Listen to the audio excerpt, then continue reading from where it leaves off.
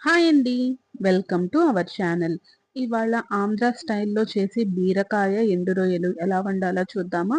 ఈ కూరని సరిగ్గా వండితే ఏ చికెను, మటను కూడా ఏది పనికిరాదండి. చాలా అంటే చాలా రుచిగా ఉంటుంది.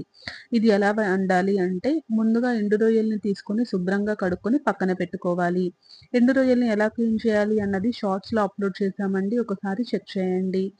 ఒక బాండీ పెట్టుకొని కొంచెం హాఫ్ గిన్నె వరకు ఆయిల్ వేసుకొని వేడి అయిన తర్వాత శుభ్రంగా కడుక్కున్న ఎండు రొయ్యలను వేసుకొని కలుపుకుంటూ ఫ్రై చేసుకోవాలి.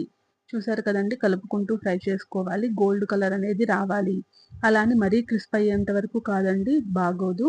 కొంచెం కొంచెం ఫ్రై అయితే సరిపోతుంది. చూసారు కదండీ! కలర్ మారినాయి కదా రొయ్యలు అనేవి. వీటిని వేరే గిన్నెలోకి తీసి పక్కన పెట్టుకుందాము. అదే బాండీలో మళ్ళీ ఒక గిన్నె వరకు ఆయిల్ యాడ్ చేస్తున్నానండి. ఎందుకంటే ఎండు రొయ్యల కూర కదా! కొంచెం ఆయిల్ ఎక్కువగానే పడుతుంది. ఒక ఫుల్ గిన్నె వేసుకుంటే సరిపోతుంది.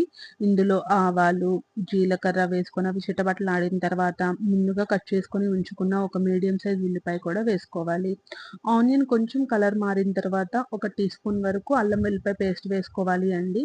ఈ కర్రీకి ఇంకా వేరే మసాలాలనేవి ఏది అవసరం లేదండి. ఓన్లీ అల్లం వెల్లుల్లిపాయ పేస్ట్ అనేదే సరిపోతుంది. ఎక్స్‌ట్రాగా ఏది యాడ్ చేసినా గానీ రొయ్యల ఫ్లేవర్ అనేది పోతుంది. సో, నేనిక్కడ ఇది తప్ప ఏది యాడ్ చేయట్లేదు. అల్లం వెల్లిపాయ పేస్ట్ అనేది కూడా పచ్చి వాసన పోయి బాగా ఫ్రై అయ్యేంత వరకు ఫ్రై చేసుకోవాలి. చూసారు గదండీ! ఈ రొయ్యలనేది ఏదైనా గానీ దేంట్లో వండుకున్న చాలా అంటే చాలా బావుంటుంది అండి. ఇప్పుడు అల్లం వెల్లిపాయ పేస్ట్ కూడా ఫ్రై అయిపోయింది కదా! ఇందులో చేదు చూసుకొని ముక్కలుగా కట్ చేసి పెట్టుకున్న బీరకాయ ముక్కల్ని కూడా యాడ్ చేసుకోవాలి. నేను పెద్దగా ఉండే బీరకాయల్ని 3 తీసుకున్నానండి. ఇప్పుడు ఇందులో పసుపు, కూరకి సరిపడినంత కల్లుప్పు యాడ్ చేస్తున్నాను. లేదంటే సాల్ట్ అయినా యాడ్ చేసుకోవచ్చు. వీటిని బాగా కలుపుకోవాలి. చూసారు కదండీ! బాగా కలుపుకున్న తర్వాత మూత పెట్టుకొని ఉడికించుకోవాలి. చూసారు కదా!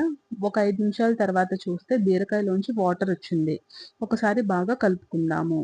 మనం వాటర్ అనేది బీరకాయ వండుకునేటప్పుడు యాడ్ చేయాల్సినంత అవసరమేమి ఉండదండి. ఆటోమేటిక్‌గా బీరకాయలోంచి వాటరొస్తుంది. చూసారు కదా! ఒకసారి బాగా మిక్స్ చేసుకొని, మూత పెట్టుకొని మళ్ళీ ఉడికించుకోవాలి. ఇంకొక 5 నిమిషాల తర్వాత చూస్తే వాటర్ ఇంకా వచ్చింది కదా! బీరకాయ అనేది కూడా ఒక 50% కుక్ అయిపోయింది. ఇందులో ముందుగా వేపి పక్కన పెట్టుకున్న ఎండు రొయ్యల్ని కూడా యాడ్ చేసుకోవాలి. బీరకాయ, ఎండు రొయ్యలు అనేది బాగా మిక్స్ అయ్యేంత వరకు బాగా కలుపుకుందాము. మొత్తం కూర మొత్తం కలిసిన తర్వాత మళ్ళీ మూత పెట్టుకొని ఉడికించుకుందాము. చూసారు కదండీ! కరెక్ట్‌గా ఈ కర్రీ మొత్తం నాకు అవ్వడానికి ఒక 20 మినిట్స్ పట్టిందండి. వాటర్ మొత్తం అయిపోయింది కదా! కూర మొత్తం కూడా ఉడికిపోయినట్టు ఉంది. ఇందులో ఇప్పుడు సరిపడినంత కారం యాడ్ చేసుకుందాము. ఎండు రొయ్యలంటే నాన్ వెజ్ టైపే కాబట్టి కొంచెం కారం ఎక్కువే పడుతుందండి. నేను స్పూన్నర వరకు యాడ్ చేస్తున్నాను. మీరు కారం తక్కువ కావాలనుకుంటే కారం తక్కువ కూడా యాడ్ చేసుకోవచ్చు. నేనైతే 1 ½ టీ స్పూన్ వరకు యాడ్ చేశాను. మొత్తం బాగా మిక్స్ చేసుకుందాము. కారాన్ని కూడా కూరకి పట్టేంత వరకు. బాగా మిక్స్ అయిపోయిన తర్వాత మళ్ళీ మూత పెట్టుకొని ఒక్క సిమ్‌లో పెట్టుకొని 5 మినిట్స్ పాటు మగ్గనివ్వాలి. అంతే.